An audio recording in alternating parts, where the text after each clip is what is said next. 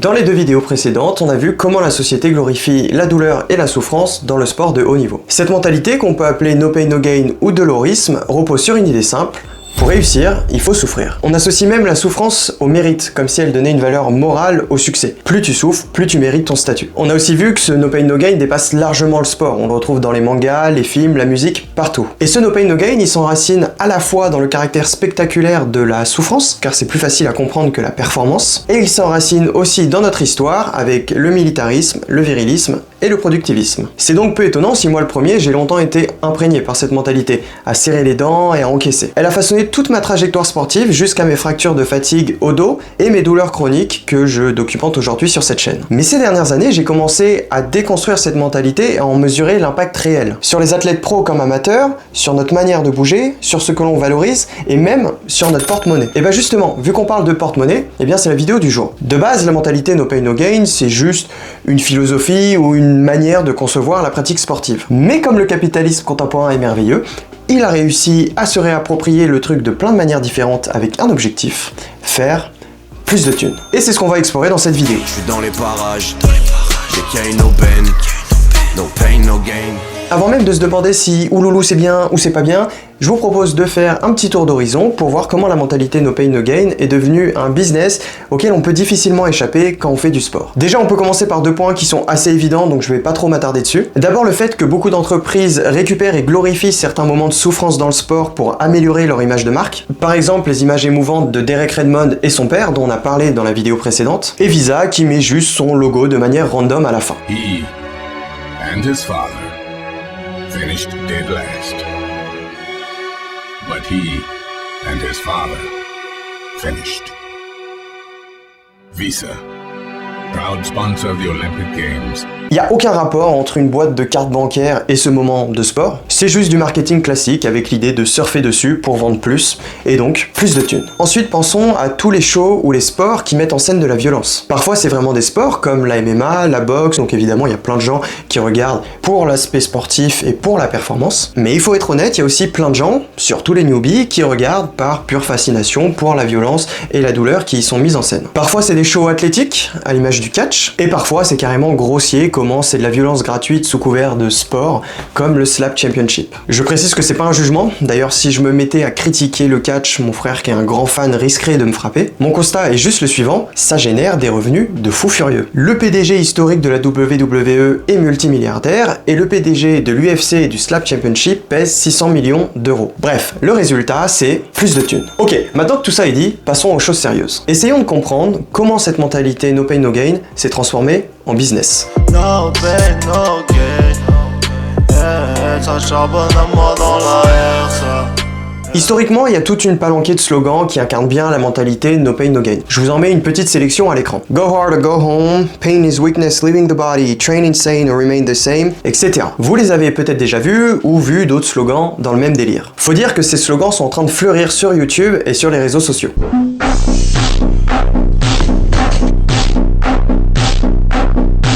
Obsessed is a word that the lazy use to describe the dedicated.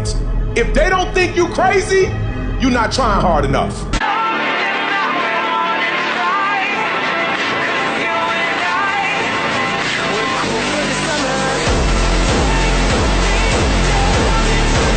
On voit de plus en plus de gens prôner ce que l'on pourrait appeler la hustle culture ou la grind culture. It's all about mental toughness.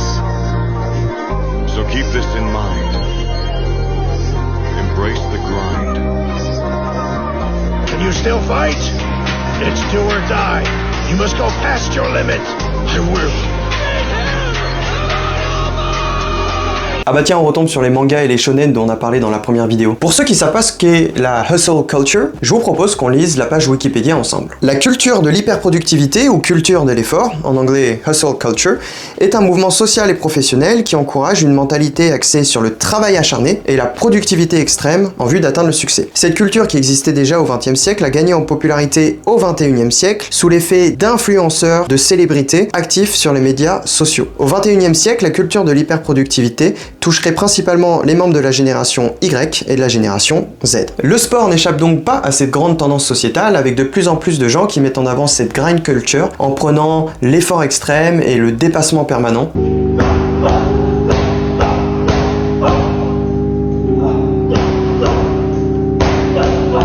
bien en glorifiant la douleur. Excuses are for the weak. Success is earned through the work no one else is willing to suffer through. Ou encore un exemple supplémentaire.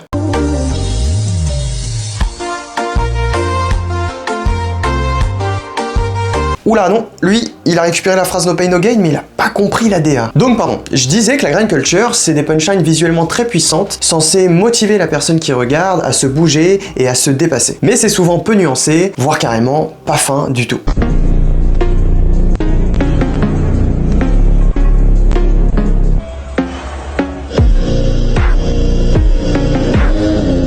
Enfin bref, vous avez compris le discours. Ce qui est intéressant, c'est de comprendre que ce discours s'est transformé en levier pour faire des thunes. On peut bien sûr penser aux influenceurs de la hustle culture qui génèrent des revenus sur TikTok ou sur YouTube à travers les centaines de millions, voire milliards de vues que cumulent ces vidéos. En soi, c'est pas du tout problématique. La question, c'est juste de voir si le contenu sur lequel ils font ces revenus est un contenu motivationnel sain ou non. Mais pour revenir à notre sujet, on peut aussi noter que de nombreux athlètes influenceurs développent leur audience grâce à ce type de discours et le monétisent grâce à des partenariats rémunérés avec des marques. Les marques dépensent de l'argent pour ces partenariats parce qu'elles savent très bien que la communauté qui suit ces athlètes influenceurs vont acheter leurs produits. Donc, plus de thunes. Au-delà des influenceurs, il y a aussi de nombreux coachs qui surfent sur cette hustle culture pour se légitimer et donner envie qu'on achète leur programme ou leur coaching. Là encore, c'est pas du tout un tacle envers les coachs. Tout dépend de l'honnêteté de leur discours et de la qualité du coaching qu'ils proposent. Donc je peux pas généraliser, faut voir au cas par cas. Par contre, que le coach soit bon ou pas, d'un point de vue économique, ça bouge pas, le résultat est le même, plus de thunes. Puis il y en a qui se sont dit, mais les slogans no pain no gain dont on a parlé tout à l'heure, et si on les mettait sur des objets qu'on pourrait vendre? Ça a donné des gourdes, des t-shirts, des posters et n'importe quel objet qui peut se vendre et ça génère chaque année des centaines de millions de dollars dans le monde. Donc, plus de thunes. Mais je vous rassure, il y en a pour tous les goûts, même pour les passionnés de peinture. Bon, jusqu'ici, tout ce qu'on a dit, ça reste mignon. Donc il y en a qui sont passés au level supérieur. Pain without love, pain, I can't get enough pain. Il y en a qui ont réussi à transformer une idéologie, le no pain no gain, en un empire économique présent sur plein de marchés. Livres, conférences, programmes payants, compléments alimentaires, marques de vêtements, etc. Prenons un premier exemple, David Goggins. David Goggins, c'est, comme par hasard, un ancien militaire. Ouais, je vous avais prévenu dans la vidéo précédente. Plus précisément, c'est un ancien Navy SEAL devenu aussi un athlète d'ultra-endurance. Il a construit toute sa notoriété sur un discours hyper no pain no gain. Find out what you have and get maximum potential out of that motherfucker. Don't be afraid to get scars. You see what you're capable of. Press the blow to extend yourself to the limit. With no guarantee of success. No one cares what you did yesterday. The only matters you do it today. Every day, you must ask yourself, did I do enough? Et il l'a transformé en activité très lucrative. Des conférences, du conseil à des sportifs ou des dirigeants d'entreprise, du merchandising en tout genre, ainsi que 2 best-sellers puisque l'un a vendu plus de 7 millions d'exemplaires et l'autre livre a vendu plus de 1 million d'exemplaires. Je vous en dis pas plus parce que je vais beaucoup reparler du cas David Goggins dans les prochaines vidéos. Il y a d'autres entrepreneurs comme Jocko Willink ou Andy Frisella, le Certified Dominator, qui ont bâti leur notoriété sur un discours de grind et de hustle. Puis l'ont monétisé en formation, en coaching, en livres, en podcast, en compléments alimentaires, en fringues à leur effigie et en livres pour enfants. Et c'est là que le paradoxe éclate, parce que les mecs te vendent l'austérité et le travail acharné, mais derrière, ils te vendent des gadgets, des compléments alimentaires inutiles, voire des livres pour enfants. Mais cette contradiction, ils s'en fichent, parce qu'ils savent que ce discours no pain no gain, il séduit, pour les raisons historiques et culturelles dont on a parlé dans les vidéos précédentes. Ça permet de happer les gens, et ensuite de leur vendre tout et n'importe quoi. Et donc ça fait plus de thunes. Je possède des thunes, je suis à l'aise financièrement, je ne me plains pas, non. Les affaires marchent en ce moment. Je pourrais vous en parler plus en détail de ces gars-là et de bien d'autres. Mais ce qui m'intéresse, c'est de montrer qu'il y a un système économique à l'œuvre derrière et une logique qui revient à chaque fois. Parce que plus tard, quand on continuera d'approfondir la mentalité no pain no gain ou plein de sujets en lien avec le sport, vous aurez en tête qu'il y a toujours des histoires culturelles ou historiques ou des histoires de thunes qui se cachent derrière et ça change tout. C'est très important de l'avoir en tête pour la suite, d'où l'intérêt de cette vidéo. Pour vous montrer que je suis de bonne foi, que mon but est juste de pointer du doigt un système plutôt que de juste taper sur des individus, je vous propose qu'on analyse ensemble un athlète que je suis depuis longtemps et que j'aime beaucoup, Nick Bare. Alors Nick Bare, c'est un ancien militaire américain. Désolé si ça manque d'originalité j'y peux rien. Après sa carrière dans l'armée de terre, c'est devenu un athlète hybride très reconnu et il a un CV mais plus grand que mon avenir. Très fort en bodybuilding, d'où le physique, très fort en force, des ultra trail, des Ironman, des Irox. Il a aussi fait un marathon en 2h39 en faisant quasiment 100 kg et en faisant de la force à côté. Bref, c'est un vrai client. Et il a documenté tout ce voyage avec une mentalité très no pain no gain. Il me fume parce qu'à chaque fois que j'ouvre ses stories et que je vois ses posts, c'est des trucs du genre: ce matin, pendant 30 minutes, j'ai dû lutter contre moi-même. J'avais pas envie d'aller m'entraîner et j'essayais de me trouver des excuses. Mais y a pas d'excuses qui tiennent. Set the standard.